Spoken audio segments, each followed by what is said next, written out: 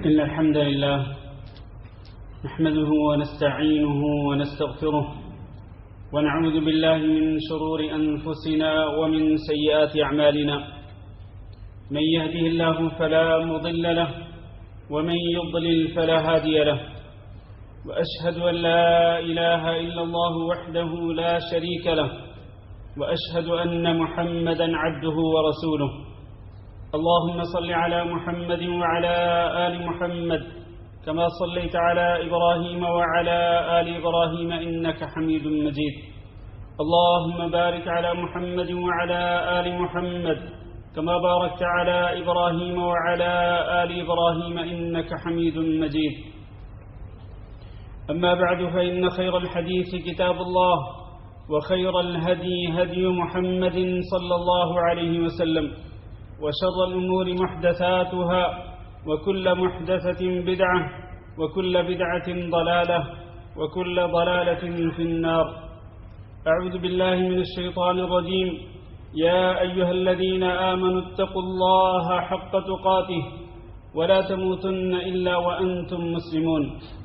يا أيها الناس اتقوا ربكم الذي خلقكم من نفس واحدة وخلق منها زوجها وبث منهما رجالا كثيرا ونساء.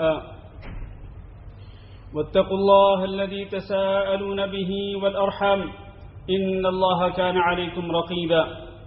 يا أيها الذين آمنوا اتقوا الله وقولوا قولا سديدا يصلح لكم أعمالكم ويغفر لكم ذنوبكم، ومن يطع الله ورسوله فقد فاز فوزا عظيما. عزیز القدر بھائیوں اور دوستو، آج کے خطبہ جمعہ کا آغاز ہم دو صحابہ کرام رضی اللہ عنہم اجمعین کے اقوال کے ساتھ کرتے ہیں. ان دو اقوال کو اگر آپ سمجھ لیں تو آج کا موضوع آپ بہت اچھی طرح سے سمجھ سکتے ہیں، اور آج کے موضوع کی اہمیت کا آپ بہت اچھی طرح سے اندازہ کر سکتے ہیں. وہ دو اقوال کیا ہیں؟ ان میں سے پہلا قول نبی کریم صلی اللہ علیہ وسلم کے ایک جلیل القدر صحابی حضرت عبداللہ بن مسعود رضی اللہ تعالی عنہ کا ہے. وہ کیا کہتے ہیں؟ ذرا توجہ سے سنیے گا. وہ کہتے ہیں کہ ان اللہ نظر فی قلوب العباد، اللہ رب العزت نے بندوں کے دلوں کا جائزہ لیا.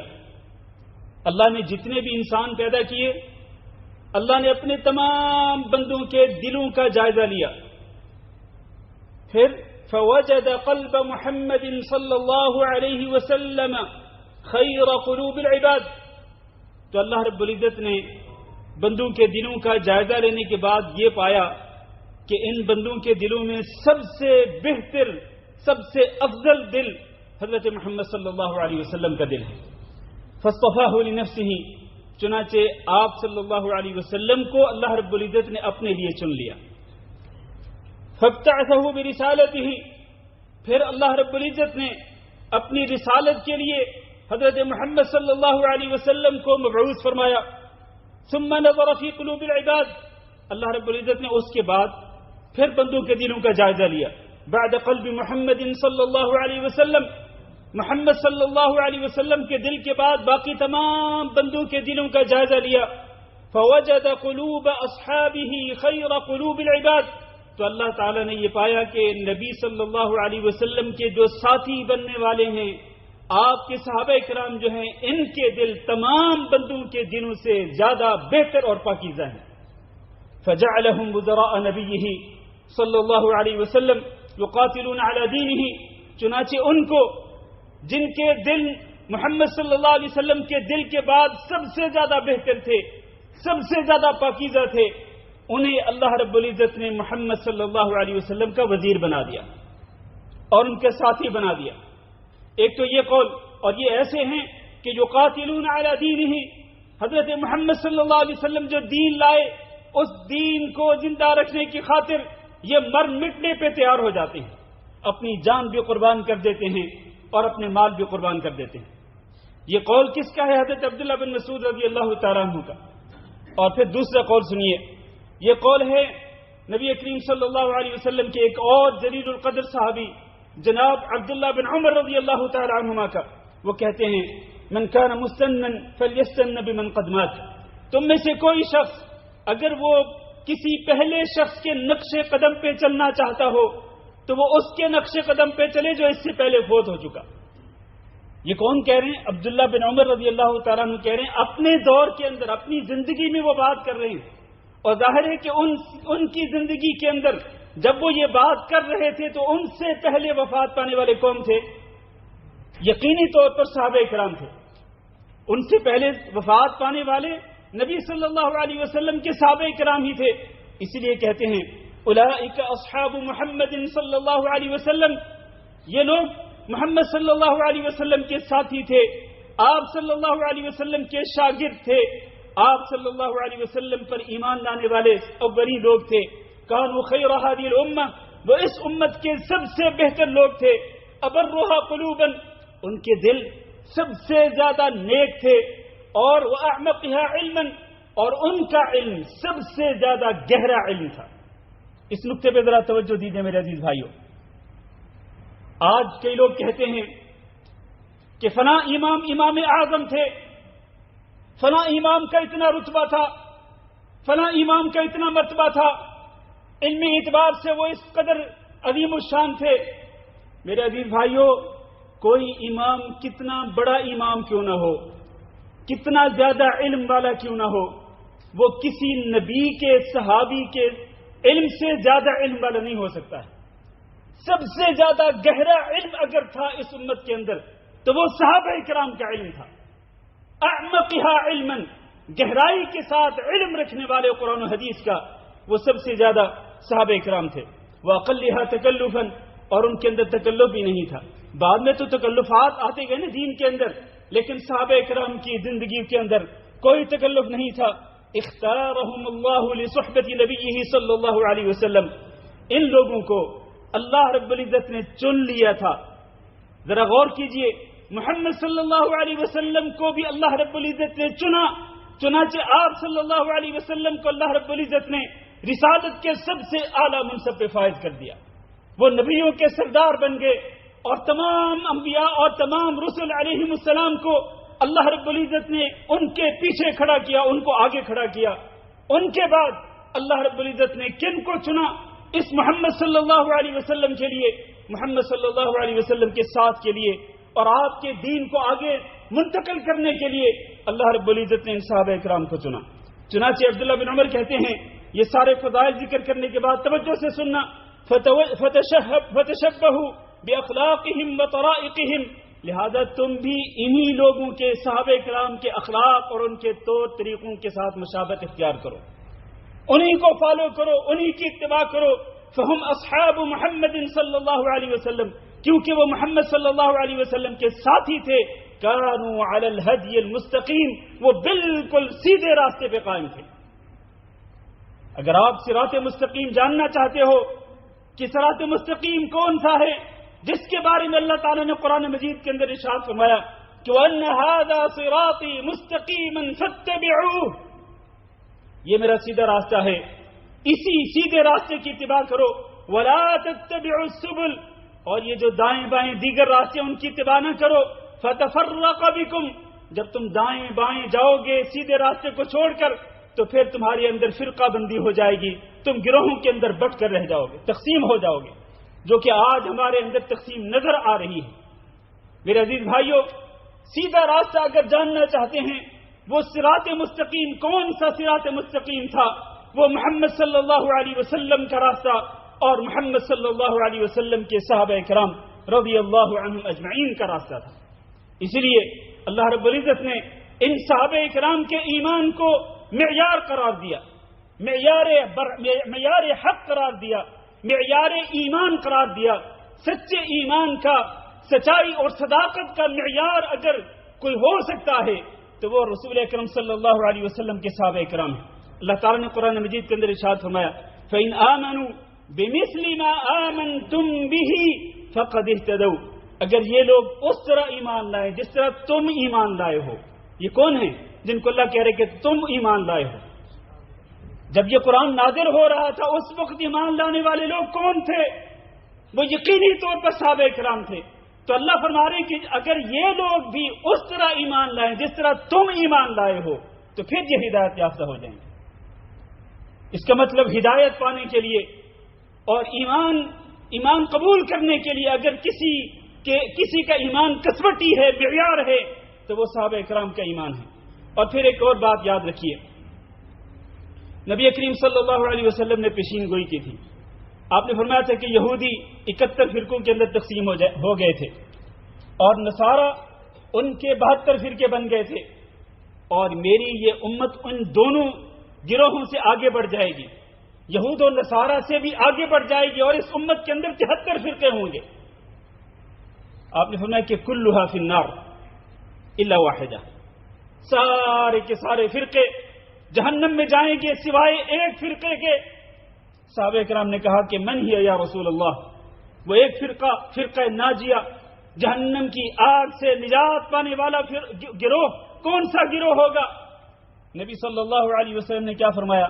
فرمایا ما انا علیہ واصحابی، جس عقیدہ و منہج پر آج میں اور میرے صحابہ کرام قائم ہیں، جو شخص بھی اس عقیدہ اور منہج کی اتباع کرنے والا ہوگا، میرے عقیدہ و منہج کی اتباع کرنے والا اور میرے صحابہ کرام کے عقیدہ اور منہج کی اتباع کرنے والا شخص جو ہے وہ اس فرقہ ناجیہ کے اندر شامل ہو جائے گا، جہنم کی آگ سے نجات پانے والے گروہ کے اندر شامل ہو جائے گا.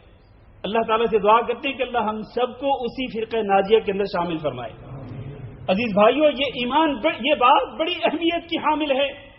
آج لوگوں نے کئی معیار بنا رکھے ہیں، کئی لیبل ہیں بازار کے اندر بک رہے ہیں، مارکیٹ کے اندر بہت ساری چیزیں چل رہی ہیں. اور میرے بھائیوں، لوگوں کے القاب سے دھوکے نہ کھانا اور فرقوں کی سیاست سے دھوکہ نہ کھانا، فرقوں کے بناوٹی منہج سے دھوکہ نہ کھانا. اگر آپ سیدھے راستے کو اختیار کرنا چاہتے ہیں اور اگر آپ سیدھے صحیح منہج کی اتباع کرنا چاہتے ہیں تو آپ جناب محمد صلی اللہ علیہ وسلم اور آپ صلی اللہ علیہ وسلم پر اولی ایمان لانے والے مہاجرین و انصار، ان صحابہ کرام کے عقیدہ و منہج کو پڑھیں، اس کا مطالعہ کریں. آپ یقینی طور پر اسی طرح سے صراط مستقیم پہ گامزن ہو جائیں گے جس طرح وہ صراط مستقیم پہ گامزن تھے اور زندگی کے آخری لمحے تک وہ صراط مستقیم پہ فائز رہے. عزیز بھائیوں، آپ کو اندازہ ہو گیا ہوگا کہ یہ جو میرا آج کا موضوع ہے یہ کس قدر اہمیت کا حامل ہے. اور میں یہ باتیں کیوں نہ کہوں جبکہ اللہ رب العزت نے تو قرآن مجید کے اندر ان کو سرٹیفکیٹ دے دیے ہیں. نبی صلی اللہ علیہ وسلم کے صحابہ کرام کو سرٹیفکیٹ دے دیے گئے. آپ صلی اللہ علیہ وسلم کی امت کے اندر کسی کے لیے کوئی سرٹیفکیٹ نہیں سوائے اس سرٹیفکیٹ کے جو کہ صحابہ کرام کو اللہ رب العزت نے دیا. اللہ نے کیا فرمایا؟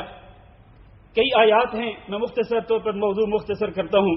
فرمایا لیکن الرسول والذین آمنوا معه، رسول صلی اللہ علیہ وسلم اور جو آپ کے ساتھ ایمان لائے، آپ کے ساتھ، وہ کون تھے؟ بولے ذرا، وہ کون تھے؟ وہ صحابہ کرام تھے. آپ کے ساتھ ایمان لانے والے جاہدوا باموالہم وانفسہم فی سبیل اللہ، انہوں نے اپنے مالوں کے ساتھ بھی جہاد کیا، اپنی جانوں کے ساتھ بھی جہاد کیا اللہ کے راستے میں. وَأُولَٰئِكَ لَهُمُ الْخَيْرَاتُ، ایسے ہی لوگوں کے لیے نیکیاں ہیں. وَأُولَٰئِكَ هُمُ الْمُفْلِحُونَ، اور ایسے ہی لوگ کامیابی پانے والے ہیں. کامیابی پانے کا سرٹیفکیٹ، کامیاب ہونے کا سرٹیفکیٹ اللہ رب العزت نے دیا ہے تو صحابہ کرام کو دیا ہے. اور پھر اللہ نے وعدہ فرمایا اعد اللہ لهم جنات تجری من تحتها الانہار خالدین فیہا، اللہ رب العزت نے ایسے ہی لوگوں کے لیے جنات تیار کی ہیں جن کے نیچے نہریں جاری ہیں. ذالک الفوز العظیم، اور یہی سب سے عظیم کامیابی ہے. ایک اور آیت سنیے، اللہ نے فرمایا سورۃ تحریم کے اندر یوم لا یخزی اللہ النبی والذین آمنوا معه نورهم یسعی بین ایدیہم وبایمانہم، نبی صلی اللہ علیہ وسلم اور آپ کے ساتھ ایمان لانے والے آپ کے ساتھیوں کو اللہ تعالیٰ قیامت کے دن رسوا نہیں کرے گا، بلکہ ان کے سامنے نور ہوگا جو ان کے سامنے بھی دوڑ رہا ہوگا، ان کے دائیں بھی ان کے دائیں بھی وہ نور دوڑ رہا ہوگا اور وہ دعا کر رہے ہوں گے ربنا اتمم لنا نورنا واغفر لنا انک علی کل شیء قدیر. ایک اور مقام سنیے، سورۃ الحجرات کے اندر اللہ نے فرمایا ان الذین یغضون اصواتهم عند رسول اللہ اولئک الذین امتحن اللہ قلوبہم للتقوی، اللہ تعالیٰ نے ان صحابہ کرام ان کے دلوں کا اللہ تعالیٰ نے امتحان لیا تھا، اللہ نے ان کو جانچا تھا، پرکھا تھا، پرکھنے کے بعد تقوی کے لیے، پرہیزگاری کے لیے اللہ رب العزت نے ان کو جانچنے اور پرکھنے کے بعد اللہ تعالیٰ نے ان کے لیے کیا سرٹیفکیٹ دیا؟ فرمایا وَاعْلَمُوا أَنَّ فِيكُمْ رَسُولَ اللَّهِ لَوْ يُطِيعُكُمْ فِي كَثِيرٍ مِّنَ الْأَمْرِ لَعَنِتُّمْ وَلَكِنَّ اللَّهَ حَبَّبَ إِلَيْكُمُ الْإِيمَانَ، اللہ تعالیٰ نے تمہارے دلوں کے اندر ایمان کی محبت ڈال دی، وَزَيَّنَهُ فِي قُلُوبِكُمْ، اور اللہ تعالیٰ نے اس ایمان کو تمہارے دلوں کے اندر مزین کر دیا۔ یہاں مخاطب کون ہیں؟ اللہ رب العزت کے مخاطب نبی صلی اللہ علیہ وسلم کے صحابہ کرام ہیں کہ اللہ تعالیٰ نے ان کے دلوں کو جانچا اور پرکھا، اور اللہ رب العزت نے ان کے دلوں کے اندر ایمان کو مزین کر دیا، وَكَرَّهَ إِلَيْكُمُ الْفُسُوقَ الْكُفْرَ وَالْفُسُوقَ وَالْعِصْيَانَ، اور تمہارے دلوں کے اندر نفرت ڈال دی، کفر کی بھی اور اسی طرح نافرمانی کی بھی۔ آخر میں سرٹیفکیٹ کیا دیا جائے؟ اولئک هم الراشدون، یہی جو لوگ ہیں یہ اصل میں ہدایت پر قائم ہیں۔ رشد و ہدایت کا سرٹیفکیٹ اگر اللہ رب العزت نے کسی کو دیا ہے تو وہ صحابہ کرام رضی اللہ عنہم اجمعین۔ اسی طرح کسی اور ایک اور مقام پہ اللہ نے فرمایا انما المؤمنون الذين آمنوا بالله ورسوله ثم لم يرتابوا وجاهدوا باموالهم وانفسهم في سبيل الله اولئك هم الصادقون، یہ سچے مومن ہیں۔ یہ سرٹیفکیٹ بھی اللہ رب العزت نے صحابہ کرام کو دیا، اولئک هم المؤمنون حقا، یہ بالکل برحق سچے مومن ہیں۔ یہ سرٹیفکیٹ بھی اللہ رب العزت نے صحابہ کرام کو دیا۔ میرے عزیز بھائیو، یہ اور دیگر کئی مقامات پر، کئی مقامات کی آیات میں آپ کے سامنے ذکر نہیں کر رہا چونکہ ہمارا وقت بہت ہی مختصر ہوتا ہے۔ یہ تمام کی تمام آیات صحابہ کرام رضی اللہ تعالی عنہم اجمعین کے مقام و مرتبہ کو بیان کر رہی ہیں، ان کی شان کو بیان کر رہی ہیں۔ ان کے لیے اللہ رب العزت نے اپنی رضا کا اعلان کر دیا، والسابقون الاولون من المهاجرين والانصار والذين اتبعوهم باحسان رضی اللہ عنہم ورضوا عنہ، وہ اللہ سے راضی ہو گئے اور اللہ ان سے راضی ہو گیا۔ وَأَعَدَّ لَهُمْ جَنَّاتٍ تَجْرِي تَحْتَهَا الْأَنْهَارُ خَالِدِينَ فِيهَا، اللہ رب العزت نے ان تمام اصحاب کے لیے، مہاجرین اور انصار ہوں اور ان کے پیروکار ہوں، اللہ نے ان کے لیے جنات تیار کی ہیں کہ جن کے نیچے نہریں جاری ہیں۔ عزیز بھائیو، یہ ساری باتیں سننے کے بعد آپ ذرا اندازہ کریں کہ آج لوگ صحابہ کرام کو سب و شتم کا نشانہ بناتے ہیں، صحابہ کرام کو گالی گلوچ کرتے ہیں۔ چلیں آپ ان لوگوں کو تو ایک سائڈ پر رکھ دیجئے جن کا منہج ہی ہمارے منہج سے ٹوٹلی ڈیفرنٹ ہے، مختلف ہے۔ آئیے ان لوگوں کی طرف کہ جو ہماری صفوں کے اندر موجود ہیں، جی ہاں اہل سنہ کی صفوں کے اندر موجود ہیں، اور ان کے ناموں کے ساتھ بڑے بڑے القاب لکھے جاتے ہیں، بڑے بڑے ٹائٹل لکھے جاتے ہیں۔ آج سوشل میڈیا پہ وہ بہت ہی مشہور ہیں، ان کے فالوورز ہیں کئی لاکھوں کی تعداد کے اندر، وہ فخریہ طور پر خود بھی بیان کرتے اپنے لیکچرز کے اندر۔ اور یہ بدبخت لوگ ایسے ہیں کہ جو صحابہ کرام کی برائیوں کو اچھالتے ہیں، ان کی غلطیوں کو اچھالتے ہیں، اور اللہ رب العزت تو ان سے اپنی رضا کا اعلان کر رہا ہے، اللہ رب العزت تو ان سے جنات کا وعدہ فرما رہا ہے، اور اگر ان سے کہیں بشری تقاضے کی وجہ سے غلطیاں ہو بھی گئیں تو اللہ تعالیٰ نے تو ان کو معاف کر دیا۔ وَلَقَدْ عَفَا اللَّهُ عَنْهُمْ، اللہ تعالیٰ نے ان کو معاف کر دیا، ان سے درگزر کر دیا۔ یہ بات اللہ تعالیٰ نے صحابہ کرام کے بارے میں ارشاد فرمائی۔ جب اللہ رب العزت نے ان صحابہ کرام کو درگزر کر دیا، ان کی غلطیوں کو معاف کر دیا، تو وہ کون ہوتا ہے وہ بدبخت انسان کہ جو چاہے وہ اس کا کوئی بھی لقب ہو، جو صحابہ کرام میں سے کسی صحابی کی غلطیوں کو اچھالے اور بڑے فخر کے ساتھ کہ جی وہ ایسے لوگ جو ہے وہ دعویٰ کرتے ہیں، کہتے جی کہ آپ کو بہت سارے جو شیوخ الحدیث ہیں، بہت سارے جو علماء ہیں، بہت سارے جو مولوی ہیں، وہ آپ کو یہ باتیں نہیں بتائیں گے، میں آپ کو بتاؤں گا۔ فخریہ طور پر اس طرح کی باتیں کرتے ہیں۔ یہ بدبخت لوگ ہیں میرے عزیز بھائیوں۔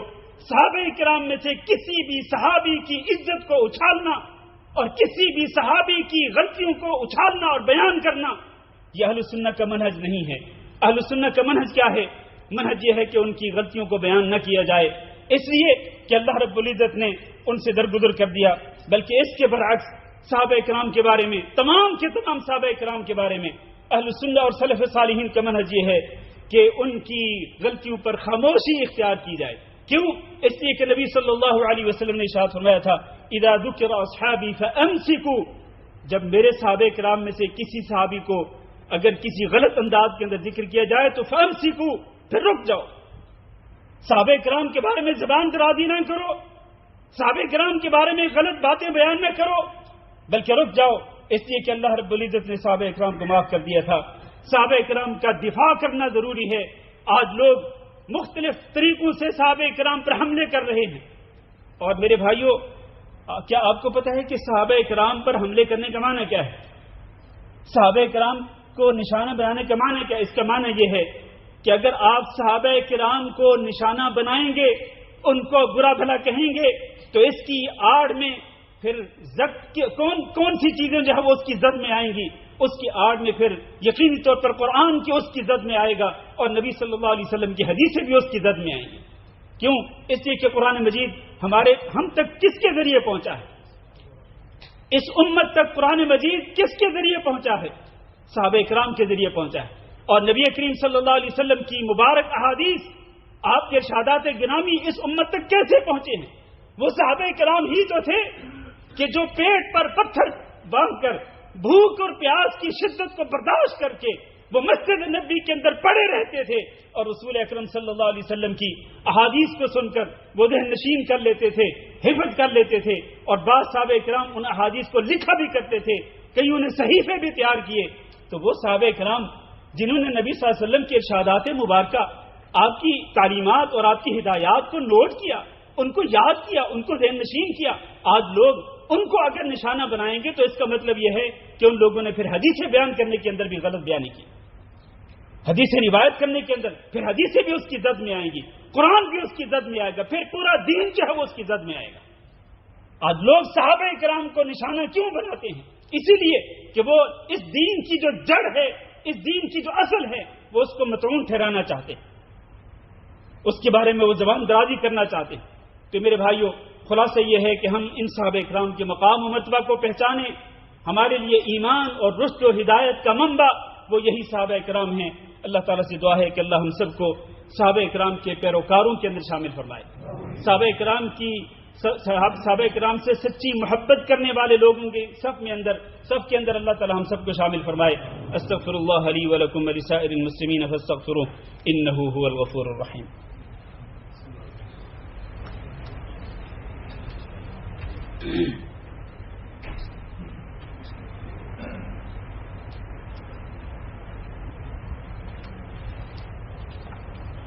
إن الحمد لله نحمده ونستعينه ونستغفره ونعوذ بالله من شرور أنفسنا ومن سيئات أعمالنا من يهده الله فلا مضل له ومن يضلل فلا هادي له وأشهد أن لا إله إلا الله وحده لا شريك له وأشهد أن محمدا عبده ورسوله.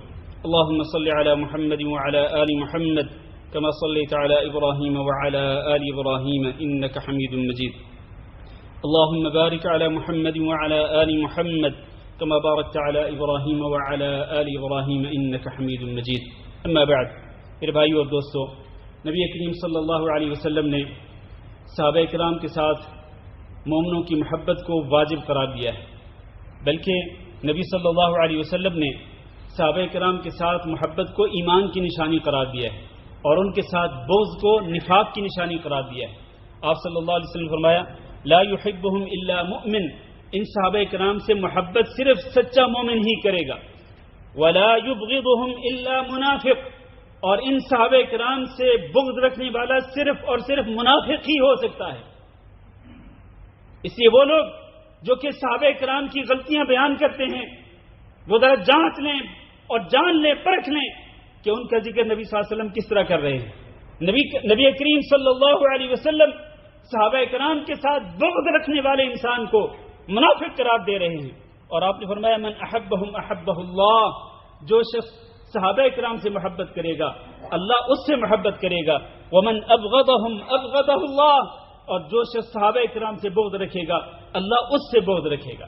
اس لیے میرے بھائیو، ہم اگر اللہ رب العزت کی محبت چاہتے ہیں، ہم یہ چاہتے ہیں کہ اللہ ہم سے محبت کر لے، تو ہمیں صحابہ کرام سے محبت کرنی ہوگی. اور اگر ہم صحابہ کرام میں سے کسی سے بغض رکھیں گے تو اس کا معنی یہ ہے کہ اللہ تعالی ہم سے بغض کرنے لگ جائے گا.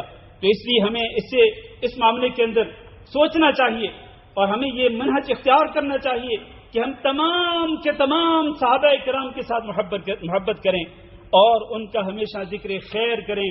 اللہ تعالی نے مہاجرین اور انصار کا ذکر کرنے کے بعد فرمایا والذین جاءوا من بعدهم يقولون ربنا اغفر لنا ولإخواننا الذين سبقونا بالإيمان ولا تجعل في قلوبنا غلا للذين آمنوا ربنا إنك رؤوف رحيم.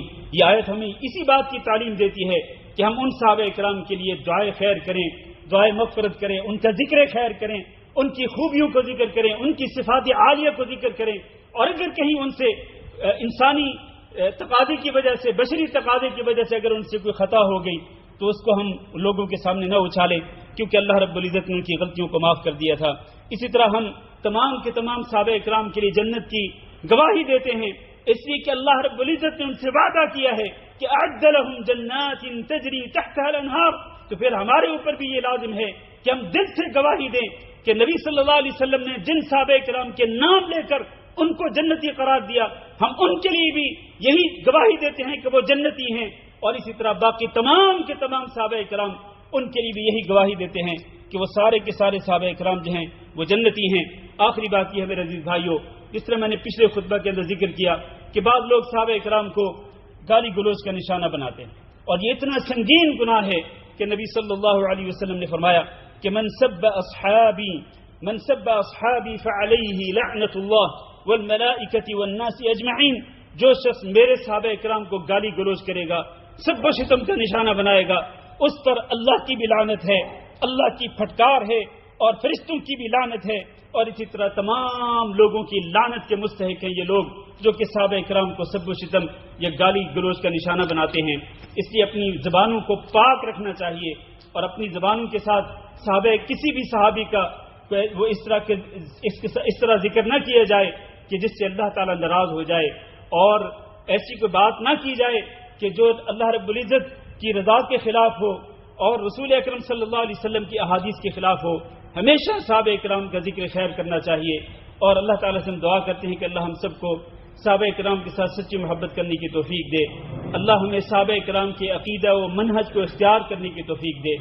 اللہ رب العزت ہمیں قیامت کے دن انہی صحابہ کرام کی صفوں کے اندر کھڑا کرے, اور اللہ رب العزت انہی صحابہ کرام کے جو متبعین ہیں اللہ ہمیں ان سب کے اندر شامل فرمائے, اور قیامت کے دن اللہ رب العزت ایسے ہی لوگوں کی رفاقت کے اندر ہم سب کو جنت کے اندر داخل فرما دے. اللهم اغفر لنا وللمؤمنين والمؤمنات وللمسلمين والمسلمات الأحياء منهم والأموات. اللهم إنا نسألك العفو والعافية والمعافاة الدائمة في الدنيا والآخرة.